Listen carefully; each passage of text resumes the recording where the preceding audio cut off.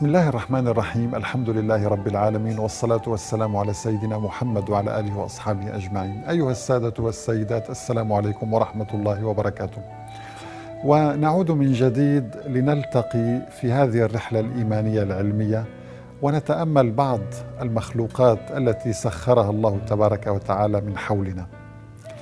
الحقيقة قبل أن نتأمل هذا المخلوق العجيب وهو الزرافة، نتأمل آية في القرآن وردت في قصة سيدنا موسى مع فرعون، عندما كان فرعون يدعي أنه هو رب هذا الكون، سبحان الله. وسأل موسى عليه السلام، قال فمن ربكما يا موسى؟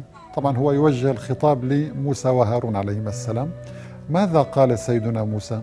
قال: ربنا الذي أعطى كل شيء خلقه ثم هدى.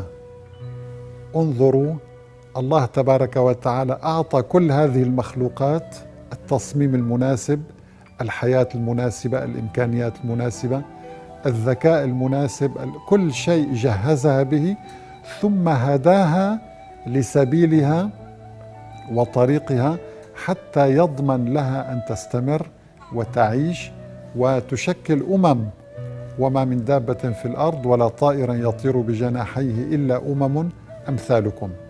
الحقيقة هذه الزرافة أيها الأحبة تتميز كما نعلم جميعا بهذه العنق الطويلة جدا التي سنراها بعد قليل، ولكن أكثر ما يلفت الانتباه موضوع قوة البصر لدى هذه الزرافة.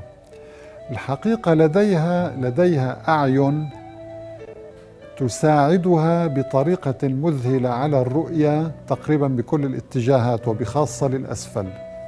طبعا هذه الميزة جاءت كنتيجة لأن عنق الزرافة طويل جدا، فكما يقول الدارسون والباحثون يصل ارتفاع الزرافة ما بين 5 إلى 6 أمتار، وبالتالي فهي تعتبر المخلوق الأكثر ارتفاعا. ولذلك أمام هذا الارتفاع الكبير لابد أن يكون تصميم الأعين مميزا، وتستطيع أن ترى من خلاله ما يحدث من حولها. لذلك إذا نظرنا إلى العينين نشاهد أنهما يبرزان للخارج، بحيث أن تصميم هذه الأعين مناسب جدا لكشف طريقها ولرؤية واسعة جدا. حتى حركة الأعين تستطيع أن تحركها بطريقة تساعدها على رؤية كل شيء من حولها، سبحان الله. كما أن للزرافة قدرة هائلة على تمييز الألوان، فهي تميز الألوان بشكل غريب جدا، من أكثر الحيوانات تمييزا للألوان. طبعا الشيء الغريب أن لسان الزرافة أيضا يصل طوله إلى 50 سنتيمتر، فهو طويل، وهذا طبيعي ليساعدها في التقاط وتناول الوجبات الشهية من الأشجار من حولها. لذلك يقول العلماء دائما، هذه العبارة تصادفني دائما كلما قرأت بحثا في عالم الحيوان: من أين جاء هذا الحيوان بهذه القدرات المذهلة؟ كيف تمكن دماغه من إجراء كل العمليات والحسابات وكل شيء ليكسب رزقه بطريقة مناسبة وسهلة؟ هم يقولون إن الطبيعة هي التي طورت هذا المخلوق وغير ذلك.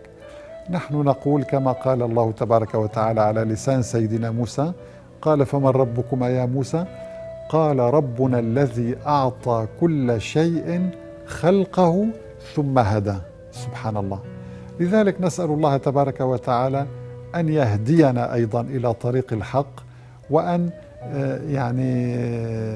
ينفعنا بهذه الحقائق العلمية. وآخر دعوانا أن الحمد لله رب العالمين، والسلام عليكم ورحمة الله وبركاته.